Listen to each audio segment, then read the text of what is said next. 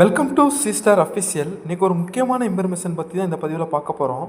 நகைக்கடன் தள்ளுபடி பற்றிய அறிவிப்பு வெளியாகுமா வெளியாகாதா, இந்த நகைக்கடன் தள்ளுபடி யாருக்கெல்லாம் கிடைக்கும் யாருக்கெல்லாம் கிடைக்காது, இந்த நகைக்கடன் தள்ளுபடியை பற்றிய தற்போதைய புள்ளி விவரங்கள் என்ன, இதை பற்றின மொத்த இன்ஃபர்மேஷன் தான் இந்த பதிவில் நம்ம பார்க்க போகிறோம். பதிவுக்குள்ளே போகிறதுக்கு முன்னாடி நம்மளுடைய சேனலை சப்ஸ்கிரைப் பண்ணுங்கள், இந்த பதிவை எல்லாருக்கும் ஷேர் பண்ணுங்கள், பெல் பட்டனை கிளிக் பண்ணுங்கள். வாங்க இப்போ பதிவுக்குள்ளே போகலாம். கடந்த திமுக ஆட்சியில் கலைஞர் மகளிர் உரிமை தொகை திட்டத்தை போலவே பெண்கள் மத்தியில் அதிகம் வரவேற்பை பெற்ற திட்டங்களில் ஒன்று தான் நகைக்கடன் தள்ளுபடி. கடந்த 2021 சட்டமன்ற தேர்தலின் போது தான் நகைக்கடன் தள்ளுபடி பண்ணப்படும் அறிவிச்சிருந்தாங்க. அதனைத் தொடர்ந்து 4904 கோடி நிதியாக ஒதுக்கப்பட்டு சுமார் 13 லட்சத்திற்கும் அதிகமானோர் இந்த நகைக்கடன் தள்ளுபடியால் பயனடைஞ்சாங்க.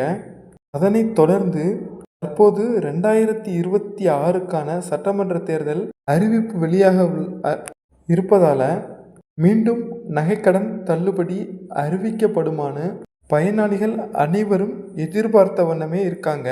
இதன்படி கூட்டுறவு வங்கிகளில் நிலுவையில் உள்ள கடன் விவரங்களையும் தமிழ்நாடு அரசு தற்போது கேட்டிருப்பதாக ஒரு தகவல் வெளியாகியிருக்கு. அதன்படி இந்த நகைக்கடன் தள்ளுபடிக்கான பட்டியலும் தற்போது தயார் நிலையில் இருக்குது.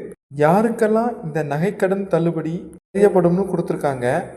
சிறு குறு மற்றும் நடுத்தர வருமானங்கள் கொண்ட குடும்பத்திற்கு, அதாவது ஏழை எளிய மக்கள் மற்றும் நடுத்தர குடும்ப வர்க்கத்திற்கு கீழ் உள்ள மக்களுக்கு தான் இந்த நகைக்கடன் தள்ளுபடியில் முன்னுரிமை கொடுக்கப்படும்னு அறிவிச்சிருக்காங்க. யாருக்கெல்லாம் இந்த தள்ளுபடி செய்யப்படாதுன்றதையும் கொடுத்துருக்காங்க. அரசு ஊழியர்கள், கூட்டுறவு சங்க ஊழியர்கள், வருமான வரி செலுத்துபவர்கள், ஒரே குடும்பத்தைச் சேர்ந்த வெவ்வேறு நபர்கள், வெவ்வேறு வங்கியில் நகைக்கடன் பெற்றிருப்பவர்கள், இவங்களுக்கு எல்லாம் இந்த தள்ளுபடி கிடையாது அப்படின்றதையும் அறிவிச்சிருக்காங்க.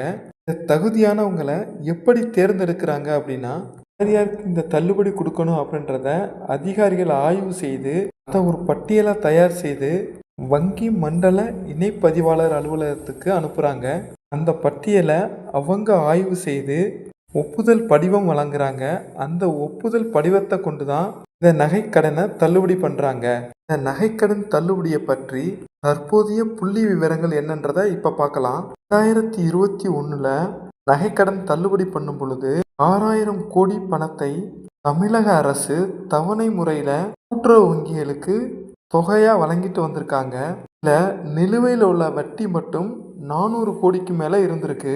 அப்போது கூட்டுறவு வங்கிகளில் நிலுவையில் உள்ள மொத்த நகைக்கடனுடைய மதிப்பு 5 சவரனுக்கு கீழே உள்ளவங்களை பட்டியலிடப்பட்டு பார்த்தா 20,000 கோடியிலிருந்து 25,000 கோடி வரைக்கும் இருக்கும்னு மதிப்பிட்டிருக்காங்க.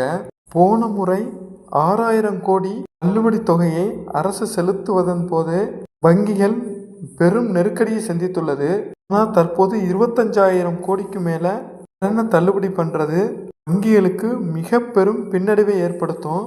அதனால் இனிமே எந்த கட்சி ஆட்சிக்கு வந்தாலும் இந்த நகைக்கடன் தள்ளுபடி என்பது சாத்தியம் இல்லாத ஒன்று அப்படின்ற மாதிரி கூறுறாங்க. இதன் மூலம் வருங்காலங்களில் மக்கள் குறைந்த வட்டியில் கடனை மட்டுமே நம்ப முடியுமே தவிர எந்த ஒரு கடனும் தள்ளுபடி செய்யப்படும் அப்படின்றத எதிர்பார்க்கறது மிகவும் தவறு. நகைக்கடன் தள்ளுபடி என்பது இன்றைய காலகட்டத்திற்கு சாத்தியமே இல்லை அப்படின்னு தற்போதைய புள்ளி விவரங்கள் நமக்கு தெரிவிக்கின்றது. எனவே பயனாளிகள் யாரும் இனிமே இந்த நகைக்கடன் தள்ளுபடி அறிவிப்பு வரும்னு எதிர்பார்க்க வேணாம்.